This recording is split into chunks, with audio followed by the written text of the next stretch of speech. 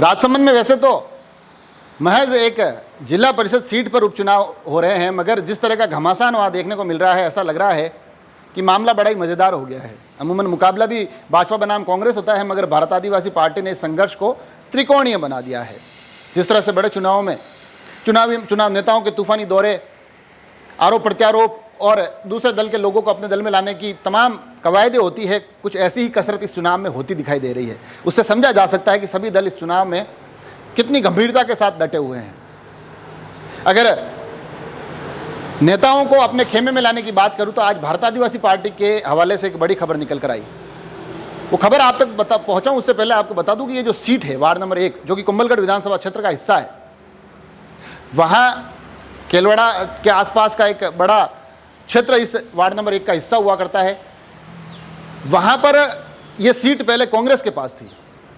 कांग्रेस के शंकर लाल जी इस पर कांग्रेस के सिंबल से जीत कर गए थे। उनके निधन के बाद अब यहाँ उपचुनाव हो रहे हैं। तो आज भारत आदिवासी पार्टी ने यह दावा किया है, तस्वीरें और वीडियो भेजे हैं कि ये जो शंकर लाल जी थे, जो कि कांग्रेस के सदस्य थे, अब उनके परिजन हमारे साथ खड़े हैं, उनका समर्थन भारत आदिवासी पार्टी के साथ है। ये अपने आप में एक बड़ी अपडेट है कि जिस पार्टी के सदस्य के निधन से ये सीट रिक्त हुई हो, उस पार्टी के सदस्य भारत आदिवासी पार्टी के साथ खड़े हुए दिखाई दे रहे हैं। इसी तरह से कल एक खबर और निकल कर आई थी जिसमें ये कहा गया था कि भारतीय जनता पार्टी के उस क्षेत्र का एक बड़ा चेहरा, मंडल की कार्यकारिणी के पूर्व पदाधिकारी, जो कि अपने गांव की राजनीति में भी अच्छा खासा प्रभाव रखते हैं, संजय लखारा, कहा गया कि अब वो भी भाजपा छोड़कर, बीजेपी छोड़कर बीएपी के सदस्य हो गए हैं, भारत आदिवासी पार्टी के सदस्य हो गए हैं। तो ये दो बड़ी अपडेट इस चुनाव के मद्देनजर भारत आदिवासी पार्टी के हवाले से निकल कर आई।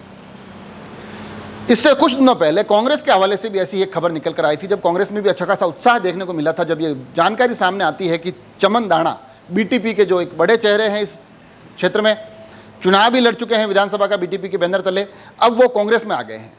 चमन दाना भी इस पूरी बात की पुष्टि करते हैं। जिस प्रकार से उनकी वापसी होती है उसमें कांग्रेस के लिए कितनी महत्वपूर्ण होती है देखा जा सकता है कि उन तस्वीरों में स्वयं विधानसभा के प्रत्याशी योगेंद्र सिंह परमार वहाँ दिखाई देते हैं, और इसके बाद एक उत्साह और एक जोश भी कांग्रेस में नजर आता है कि एक बड़ा चेहरा हमसे जुड़ गया है। हालांकि जब ये पूरी की पूरी कोशिशें चल रही होती है, उस बीच भारतीय जनता पार्टी के खेमे में जो कमान है वो क्षेत्र के विधायक सुरेंद्र सिंह राठौड़ मजबूती से संभालते दिखाई दिए। वो लगातार इन दल में इधर उधर आने की सभी कोशिशें, सभी कसरत से अलग धरातल पर लगातार अलग अलग गाँवों के दौरे कर रहे हैं। लगातार वो अपने प्रत्याशी के पक्ष में प्रचार करते दिखाई दे रहे हैं। यहाँ मैं आपको बता दूं कि तीनों ही पार्टियों की तरफ से प्रत्याशी भी घोषित हो गए हैं, जिसमें कमलेश भील, वो भारत आदिवासी पार्टी का चेहरा है, जिसमें दल्लाराम, वो भारतीय जनता पार्टी का चेहरा है, और भारत राम, ये कांग्रेस से चुनावी मैदान में है। तो ये सभी अलग अलग तरह की कोशिशें कर रही है, और इन कोशिशों के बीच में जो मैं बता रहा था कि विधायक लगातार अलग अलग गाँवों का दौरा कर रहे हैं, अपनी सीट को जीतने के लिए पुरजोर कोशिश कर रहे हैं। और वो इतनी कोशिशें इसलिए भी कर रहे हैं क्योंकि आपको बता दिया मैंने जैसे कि ये सीट पहले कांग्रेस के पास हुआ करती थी। तो भारतीय जनता पार्टी की अब सरकार आ चुकी है, तो भाजपा के विधायक कहीं ना कहीं चाह रहे होंगे कि अमूमन पंचायती राज के परिणाम सरकारों के साथ चलते हैं, तो यहाँ पर भी ऐसा देखने को मिले और ये सीट इस बार भारतीय जनता पार्टी की झोली में आकर, और भारतीय जनता पार्टी की झोली में भी आ जाए। और साथ ही कहीं ना कहीं जिला परिषद में अब जो थोड़े समय बाद पंचायती राज के चुनाव होने हैं, यहाँ से एक हमारे पक्ष में माहौल बनता इस परिणाम के साथ दिखाई दे। तो ये जो पूरा परिदृश्य है इसलिए बड़े महत्वपूर्ण हो गया है। कांग्रेस लगातार बड़ी मजबूती के साथ अलग अलग प्रचार, अलग अलग दौरे कर रही है। भारत आदिवासी पार्टी का तो मैंने पूरा आपको बता ही दिया।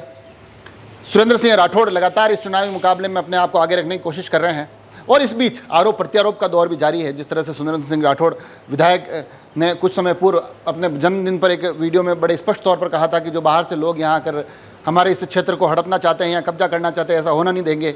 ये कुल मिलाकर जो एक इशारा था वो भारत आदिवासी पार्टी के नेता राम मीणा की तरफ, डॉक्टर राम मीणा की तरफ होता दिखाई दे रहा था।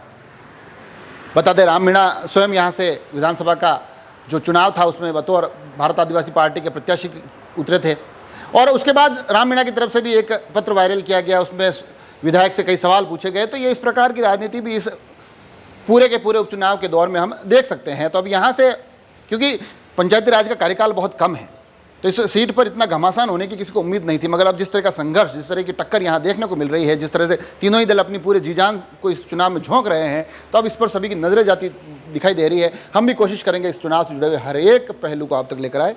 जुड़े रहे राजसमंद एक्सप्रेस से। धन्यवाद।